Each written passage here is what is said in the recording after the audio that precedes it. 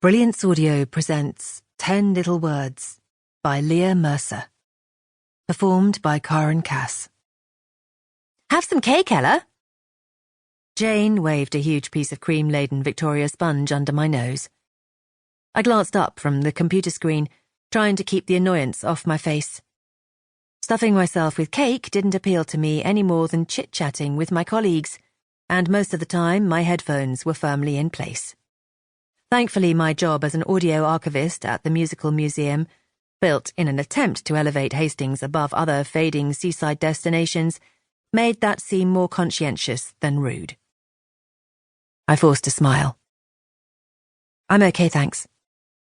I winced as my co-workers started a rousing rendition of Happy Birthday that even my blaring sound file couldn't block out.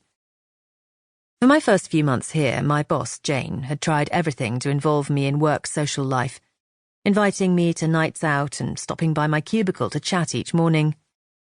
I hadn't been unfriendly, I hoped, but I wasn't interested. Jane and my colleagues were lovely, but I didn't need the unnecessary clutter in my life.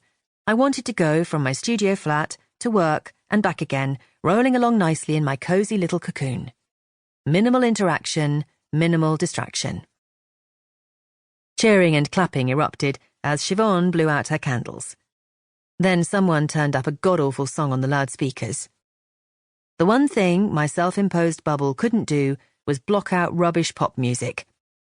So with lunchtime celebrations for Siobhan's 30th, I'd pegged her at 40 at least, well underway, I yanked off my headphones and admitted defeat.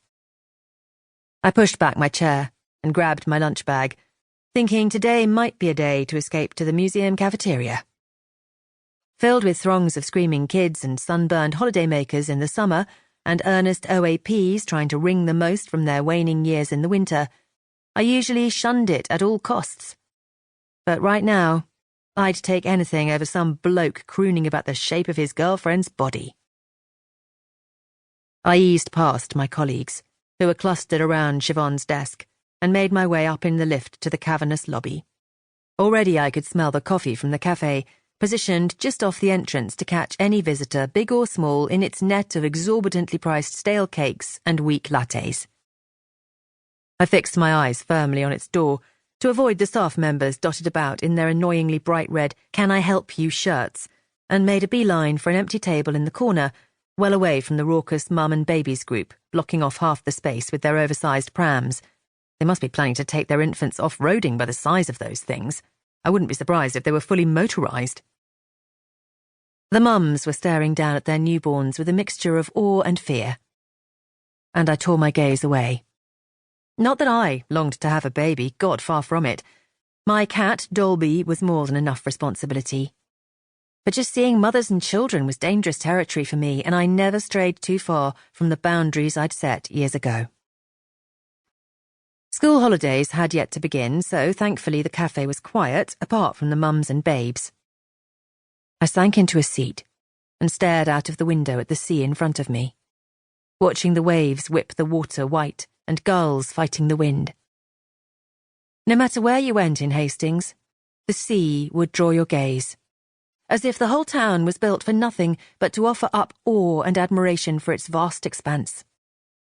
As a child, I'd stared for hours, willing the water to part and my mother to emerge like some mythical mermaid. I believed she'd meant those 10 little words she always said to me each night. I am always with you. I will always be here. Through the days and months, through years after my mother left, I'd held those words close to my heart.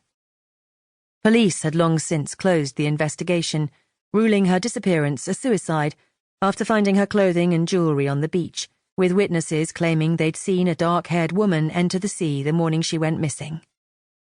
Still, I believed. I knew she'd return, even as my Aunt Carolyn closed up the dingy council flat Mum and I had lived in, moving me into her huge empty house.